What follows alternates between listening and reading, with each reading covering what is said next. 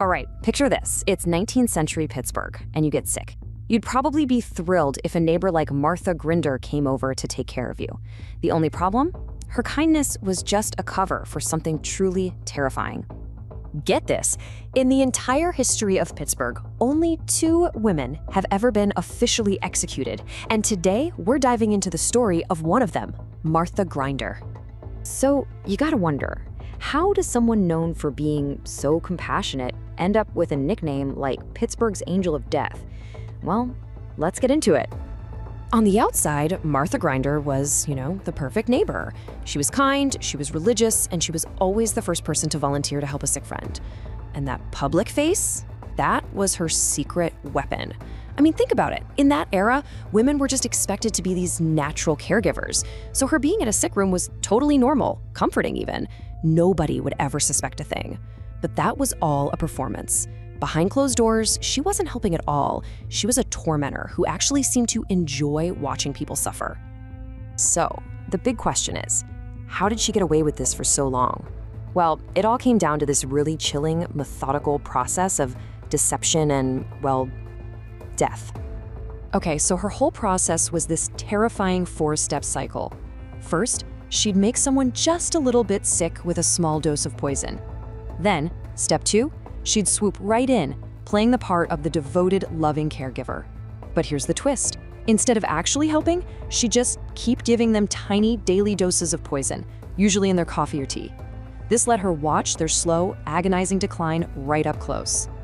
Her poisons of choice were arsenic and antimony, which was just a diabolically clever move. See, back in the 19th century, getting your hands on this stuff was shockingly easy. It was in all sorts of household products like rat poison and fly paper.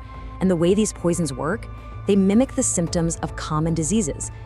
Things like cholera or dysentery, horrible stomach pain, and eventually heart failure. So this slow, drawn-out process made every death look tragically natural. Okay, so officially, she was convicted for murdering 2 people, her neighbor Mary Carolyn Carruthers and a former maid named Jane Buchanan. But as soon as the story got out, people started connecting the dots. Suddenly, a whole string of other mysterious deaths that had happened around her came under suspicion. We're talking about a previous husband, even her own brothers-in-law. So you're probably thinking, with such a perfect method, how did this seemingly flawless caregiver finally get caught? Well, it all came down to one single crucial mistake. Right, so the whole thing started to unravel with a man named James Carruthers. He was the husband of her latest victim. So while Martha was caring for his dying wife, James started to notice something really weird. He was getting sick too, but only when Martha was around. That was just too much of a coincidence, and that one little spark of suspicion was all it took to pull her entire web of lies apart. And once people got suspicious, wow, things moved fast. I mean, this was 19th century justice, and it was swift. They exhumed bodies, they found the poison, and Martha was arrested. Just listen to this timeline. She was arrested in August, and by January, she was executed. The whole thing took less than 5 months. Okay, so this brings us to the real mystery at the heart of this entire case. It's the one question that totally stumped investigators back then, and honestly, it still fascinates us today. But why did she do it? That's the thing. There was no obvious reason. Her victims weren't rich, she didn't steal anything from them, and this total lack of a clear motive has led to some really compelling and frankly pretty disturbing theories. Yeah, the theories about her motive really run the gamut, from the totally practical to the purely psychological. So was it about money? Maybe a potential inheritance from her husband's brothers? Or maybe it was just old-fashioned jealousy. Some people speculated she thought her husband was having affairs. But maybe the most chilling theory is that it was pure sadism, that she just got a thrill from watching people suffer and loved all the praise she got for being such a great caregiver. And then there's this. The author of the book we're looking at even suggested something supernatural, that maybe she was influenced by demons.